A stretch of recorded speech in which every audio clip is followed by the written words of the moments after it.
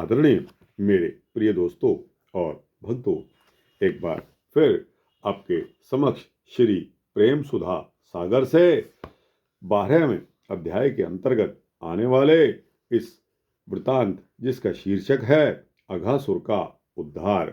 तो दोस्तों, यह अघासुर का उद्धार किस प्रकार हुआ, अघासुर कौन था, यह सब आपको बताने वाला हूँ।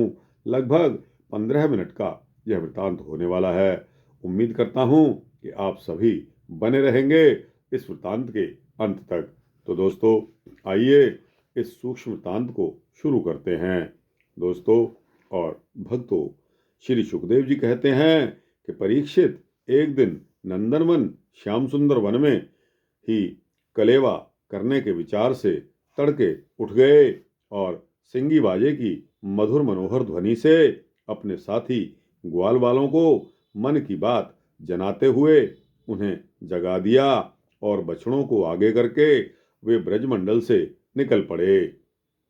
श्री कृष्ण के साथ ही उनके प्रेमी बांसुरी लेकर तथा अपने सहस्त्रों बछड़ों को आगे करके बड़ी ही प्रसन्नता से अपने अपने घरों से चल पड़े। उन्होंने श्री कृष्ण के अगणित बछड़ों में अपने अपने बछड़े मिला दिए और स्थान स्थान पर बालोचित खेल खेलते हुए विचरने लगे। यद्यपि सब के सब ग्वाल बाल कांच, घुंघची, मणि और स्वर्ण के गहने पहने हुए थे, फिर भी उन्होंने वृंदावन के लाल पीले हरे फलों से, नई नई कोपलों से, गुच्छों से, रंग बिरंगे फूलों से और मोर पंखों से तथा गेरू आदि रंगीन धातुओं से अपने को सजा लिया। कोई किसी का छीका चुरा लेता तो कोई किसी की बैंत या बांसुरी। जब उन वस्तुओं के स्वामी को पता चलता तब उन्हें लेने वाला किसी दूसरे के पास दूर फेंक देता, दूसरा तीसरे के और तीसरा भी और भी दूर चौथे के पास फेंक देता। फिर वे हंसते हुए उन्हें लौटा देते। यदि श्याम सुंदर श्री कृष्ण वन की शोभा देखने के लिए कुछ आगे बढ़ जाते तो पहले मैं छूऊंगा, पहले मैं छूऊंगा, इस प्रकार आपस में एक होड़ सी लगाकर वे सब के सब उनकी ओर दौड़ पड़ते और उन्हें छूकर आनंद मग्न हो जाते थे। कोई बांसुरी बजा रहा है तो कोई सिंगी ही फूंक रहा है और कोई भोरों के साथ गुनगुना रहा है तो बहुत से कोयलों के स्वर में स्वर मिलाकर कुहू कुहू कर रहे हैं।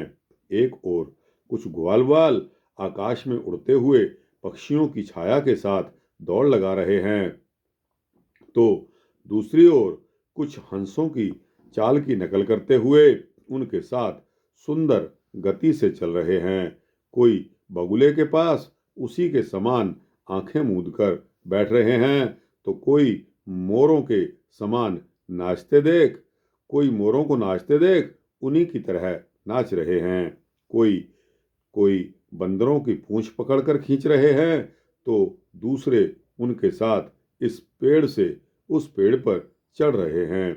कोई उनके साथ मुंह बना रहे हैं तो कोई दूसरे उनके साथ एक डाल से दूसरी डाल पर छलांग मार रहे हैं।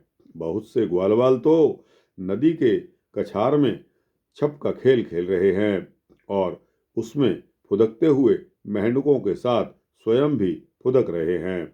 कोई पानी में अपनी परछाई देखकर उसकी हंसी कर रहे हैं तो दूसरे अपने शब्द की प्रतिध्वनि को ही बुरा भला कह रहे हैं। भगवान श्री कृष्ण ज्ञानी संतों के लिए स्वयं ब्रह्मानंद के मूर्तिमान अनुभव हैं। दास्या भाव से युक्त भक्तों के लिए वे उनके आराध्य देव परम ऐश्वर्यशाली परमेश्वर हैं और माया मोहित विषगांधों के लिए वे केवल एक मनुष्य बालक हैं। उन्हीं भगवान के साथ वे महान पुण्यात्मा ग्वालबाल तरह तरह के खेल खेल रहे हैं। बहुत जन्मों तक श्रम और कष्ट उठाकर जिन्होंने अपनी इंद्रियों और अंतःकरण को वश में कर लिया। उन गोपियों, उन योगियों के लिए भी भगवान श्री कृष्ण के चरण कमलों की रज अप्राप्य है। वही भगवान स्वयं जिन ब्रजवासी ग्वाल बालों की आंखों के सामने रहकर सदा खेल खेलते हैं, उनके सौभाग्य की महिमा इससे अधिक क्या कही जाए। परीक्षित, इसी समय अघासुर नाम का महान दैत्य आधम का उससे श्री कृष्ण और ग्वाल बालों की सुखमयी क्रीड़ा देखी नहीं गई। उसके हृदय में जलन होने लगी। वह इतना भयंकर था कि अमृतपान करके अमर हुए देवता भी उससे अपने जीवन की रक्षा करने के लिए चिंतित रहा करते थे और इस बात की बाट देखते रहते थे कि किसी प्रकार से इसकी मृत्यु का अवसर आ जाए। अघासुर पूतना और बकासुर का छोटा भाई तथा कंस का भेजा हुआ था। वह श्री कृष्ण, श्री दामा आदि ग्वाल वालों को देखकर मन ही मन सोचने लगा, यही मेरे सगे भाई और बहन को मारने वाला है, इसलिए आज मैं इन ग्वाल बालों के साथ इसे भी मार डालूंगा। जब ये सब मरकर मेरे उन दोनों भाई बहनों के मृत तर्पण की तिलांजलि बन जाएंगे, तब ब्रजवासी अपने आप मरे जैसे हो जाएंगे। संतान ही प्राणियों के प्राण है। जब प्राण ही नहीं रहेंगे तब शरीर कैसे रहेगा। इसकी मृत्यु से ब्रजवासी अपने आप मर जाएंगे। ऐसा निश्चय करके वह दुष्ट दैत्य अजगर का रूप धारण करके मार्ग में लेट गया। उसका वह अजगर शरीर 1 योजन लंबे बड़े पर्वत के समान विशाल एवं मोटा था। वह बहुत ही अद्भुत था।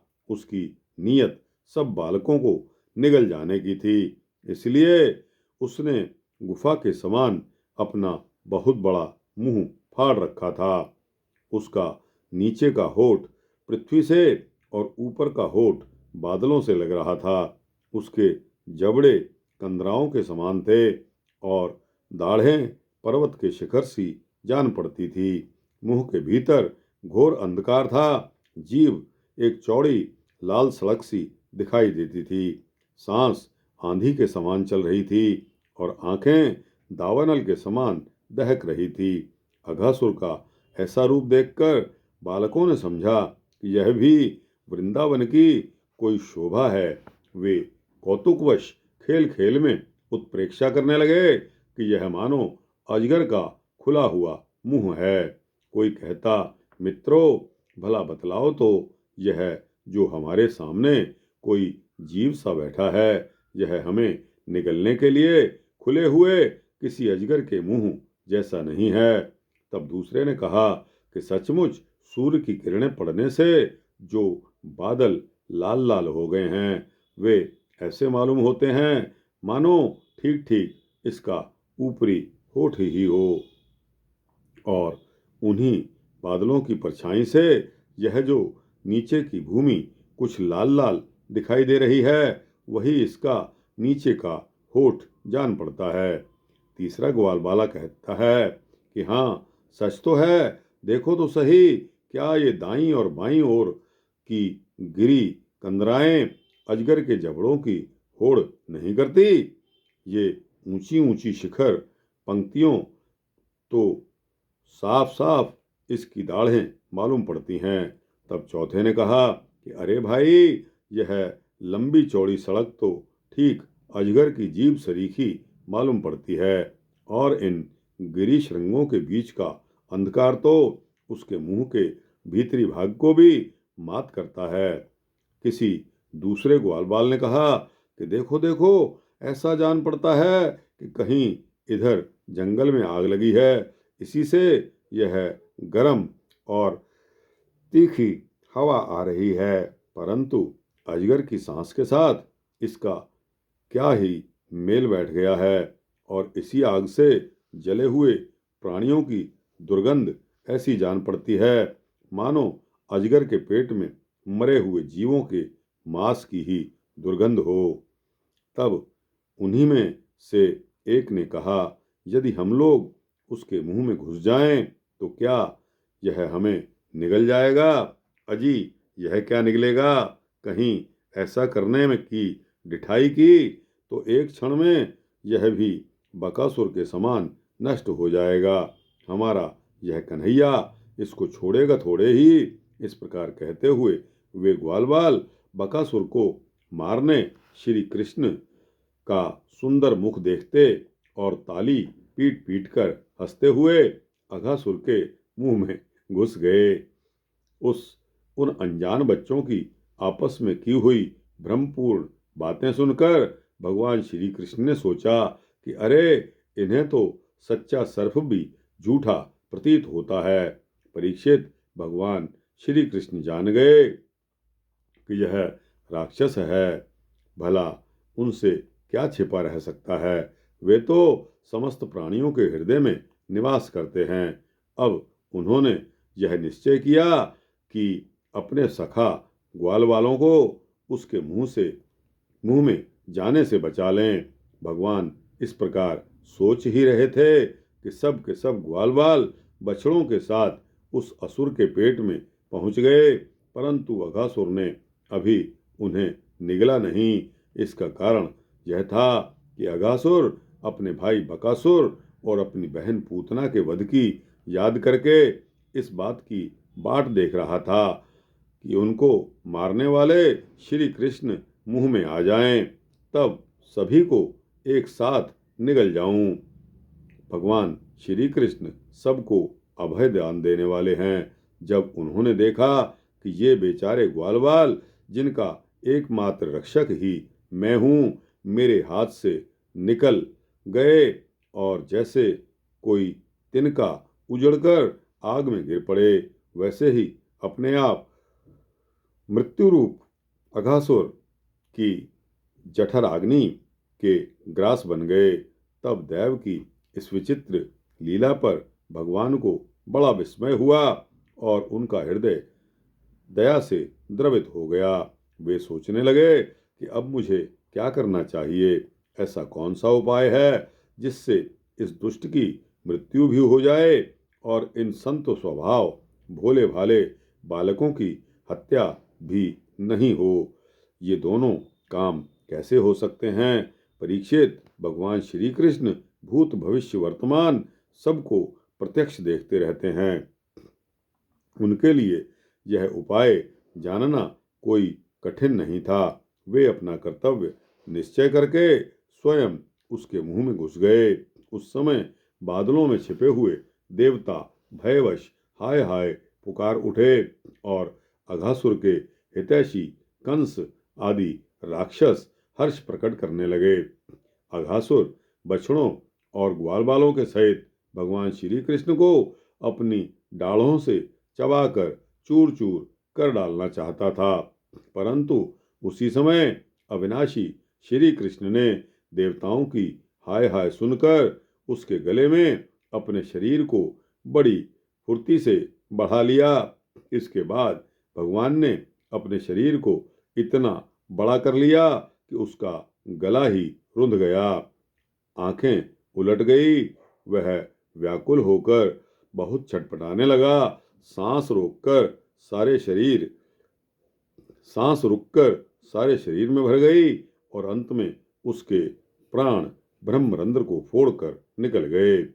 उसी मार्ग से प्राणों के साथ उसकी सारी इंद्रियां भी शरीर से बाहर हो गई।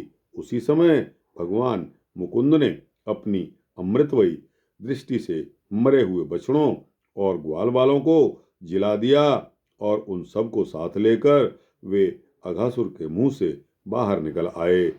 उस अजगर के स्थूल शरीर से एक अत्यंत अद्भुत और महान ज्योति निकली। उस समय उस ज्योति के प्रकाश से 10 दिशाएं प्रज्वलित हो उठी। वह थोड़ी देर तक तो आकाश में स्थित होकर भगवान के निकलने की प्रतीक्षा करती रही। जब वे बाहर निकल आए तब वह सब देवताओं के देखते देखते उन्हीं में समा गई। उस समय देवताओं ने फूल बरसाकर, अप्सराओं ने नाचकर, गंधर्वों ने गाकर, विद्याधरों ने बाजे बजाकर, ब्राह्मणों ने स्तुति पाठ करके और पार्षदों ने जय जयकार के नारे लगाकर बड़े ही आनंद से भगवान श्री कृष्ण का अभिनंदन किया, क्योंकि भगवान श्री कृष्ण ने अघासुर को मारकर उन सब का बहुत बड़ा काम किया था। उन अद्भुत स्तुतियों, सुंदर बाजों, मंगलमय गीतों, जय जयकार और आनंद उत्सवों की मंगल ध्वनि ब्रह्मलोक के पास पहुंच गई।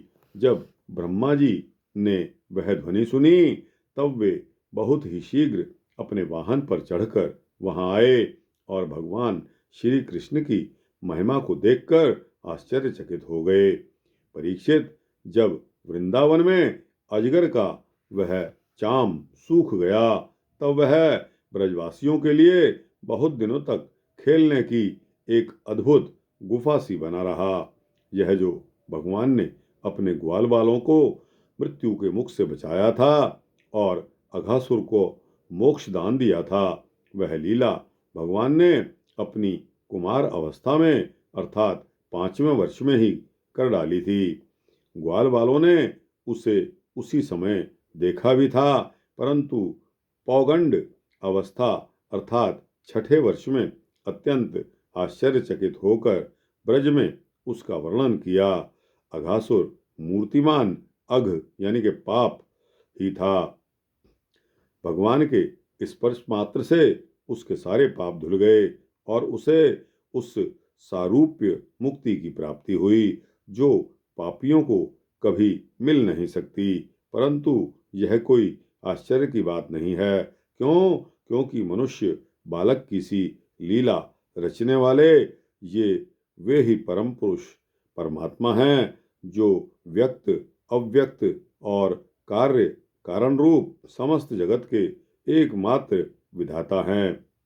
भगवान श्री कृष्ण के किसी एक अंग की भाव निर्मित प्रतिमा यदि ध्यान के द्वारा एक बार भी हृदय में बैठा ली जाए तो वह सालोक्य, सामीप्य आदि गति का दान करती है जो भगवान के बड़े बड़े भक्तों को मिलती है। भगवान आत्मानंदन के नित्य साक्षात्कार स्वरूप हैं। माया उनके पास तक नहीं फटक पाती। वे ही स्वयं अघासुर के शरीर में प्रवेश कर गए। क्या अब भी उसकी सद्गति के विषय में कोई संदेह है? सूत जी कहते हैं कि शौनक आदि ऋषियों, यदुवंश शिरोमणि भगवान श्री कृष्ण ही ने ही राजा परीक्षित को जीवन दान दिया था। उन्होंने जब अपने रथ एवं जीवन सर्वस्व का यह विचित्र चरित्र सुना तब उन्होंने श्री सुखदेव जी महाराज से उन्हीं की पवित्र लीला के संबंध में प्रश्न कर दिया। इसका कारण यह था कि भगवान की अमृतमयी लीला ने परीक्षित के चित्त को अपने वश में कर रखा था। राजा परीक्षित ने कहा कि हे भगवान, आपने कहा था कि ग्वाल बालों ने भगवान को की हुई 5वीं वर्ष की लीला ब्रज में 6ठे वर्ष में जाकर कही। अब इस विषय में आप कृपा करके यह बतलाइए कि एक समय की लीला दूसरे समय में वर्तमान कालीन कैसे हो सकती है। महायोगी गुरुदेव, मुझे इस आश्चर्यपूर्ण रहस्य को जानने के लिए बड़ा कौतूहल हो रहा है। आप कृपा करके बतलाइए। अवश्य ही इसमें भगवान श्री कृष्ण की विचित्र घटनाओं को घटित करने वाली माया का कुछ न कुछ काम होगा, क्योंकि और किसी प्रकार ऐसा नहीं हो सकता। गुरुदेव, यद्यपि क्षत्रियोचित धर्म ब्राह्मण सेवा से विमुख होने के कारण मैं अपराधी नाम मात्र का क्षत्रिय हूँ, तथापि हमारा अहोभाग्य है कि हम आपके मुखारविंद से निरंतर झरते हुए परम पवित्र मधुमय श्री कृष्ण लीलामृत का बार बार पान कर रहे हैं। सूत जी कहते हैं कि भगवान के परम प्रेमी भक्तों में श्रेष्ठ शौनक जी, जब राजा परीक्षित ने इस प्रकार प्रश्न किया, तब श्री सुखदेव जी को भगवान की वह लीला स्मरण हो आई और उनकी समस्त इंद्रियां तथा अंतःकरण विवश होकर भगवान की नित्य लीला में खिंच गए।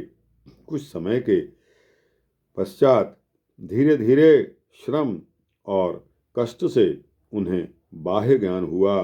तब वे परीक्षित से भगवान की लीला का वर्णन करने लगे। तो दोस्तों, श्री प्रेम सुधा सागर के अंतर्गत 12वें अध्याय का यह वृतांत, जो अघासुर का उद्धार था, यहाँ समाप्त होता है। आपको कैसा लगा? अच्छा लगा हो तो इसको लाइक और शेयर करते हुए अपने दोस्तों, भक्तों, मित्रों, जिज्ञासुओं तक पहुँचाना। दोस्तों, कमेंट सेक्शन में अपनी राय अवश्य देना और इस चैनल को सब्सक्राइब कर देंगे तो आपको इसी तरह के सूक्ष्म भक्ति वृत्तांत मिलते रहेंगे। जय श्री कृष्ण, जय श्री राधे कृष्णा।